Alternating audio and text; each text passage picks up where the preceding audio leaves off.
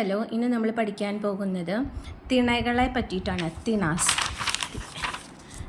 നമ്മുടെ സംഘകാലഘട്ടത്തിലെ സംഘം ലിറ്ററേച്ചറിലൊക്കെ പ്രതിപാദിക്കുന്ന തിണകൾ എന്തൊക്കെയാണ്? പ്രധാനപ്പെട്ട തിണകൾ എന്താണ്? ഈ തിണ എന്ന് പറഞ്ഞാൽ അതായത് ഭൂപ്രകൃതിയെ അതിൻ്റെ പ്രത്യേകതയനുസരിച്ച് തിരിച്ചിരിക്കുകയാണ്.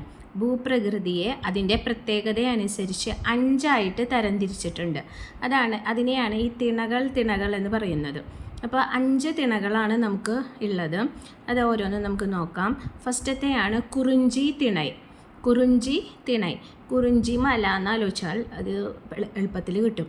അതായത് കുറിഞ്ചി തിണൈ കൊണ്ട് സൂചിപ്പിക്കുന്നത് ഹില്ലി ഏരിയാസ്, കുന്നുകളും അതേപോലെ പുൽത്തകിടികൾ, ഗ്രാസ് ലാൻഡ്സും ആണ് കുറിഞ്ചി തിണൈ കൊണ്ട് ഉദ്ദേശിക്കുന്നത്.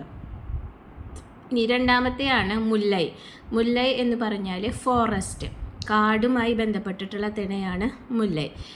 അപ്പോൾ ഈ കാട്ടിലെ അല്ലെങ്കിൽ കാടിന് സമീപ പ്രദേശത്ത് താമസിക്കുന്നവർ ഉപജീവനം നടത്തിയിരുന്നത് മൃഗങ്ങളെ വളർത്തിക്കൊണ്ടും അതേപോലെ വേട്ടയാടിക്കൊണ്ടും. Animal rearing and hunting was the main occupation.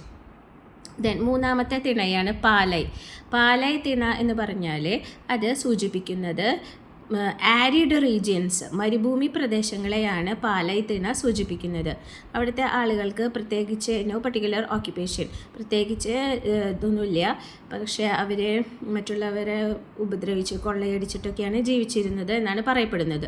അടുത്തത് 4ാമത്തെ തിണയാണ് മരുതം എന്ന് പറഞ്ഞാൽ പാഡി ഫീൽഡ്സ്, അതായത് കൃഷി സ്ഥലങ്ങളെയാണ് മരുതം എന്ന തിണ സൂചിപ്പിക്കുന്നത്. അപ്പോൾ കൃഷി എന്ന് പറയുമ്പോൾ ആളുകളുടെ പ്രധാന ഉപജീവന മാർഗം കൃഷി തന്നെ, അഗ്രികൾച്ചർ തന്നെ.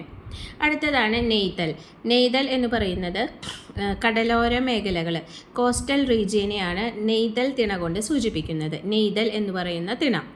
അപ്പോൾ കടലിൻ്റെ അടുത്ത് താമസിക്കുന്നവരുടെ മെയിൻ ഓക്യുപ്പേഷൻ ഫിഷിംഗ്. ഇതാണ് നമുക്ക് പഠിക്കാനുള്ള പ്രധാനപ്പെട്ട 5 തിണകൾ. ഒന്നുകൂടി നമുക്കൊന്ന് നോക്കാം. തിണകൾ എന്ന് പറയുന്നത് ഭൂപ്രകൃതിക്കനുസരിച്ച് ഭൂമിയെ തരംതിരിക്കുന്നതിനെയാണ് തിണ എന്ന് പറയുന്നത്, according to the peculiarity of land. 5 തിണകളാണ് നമുക്കുള്ളത്.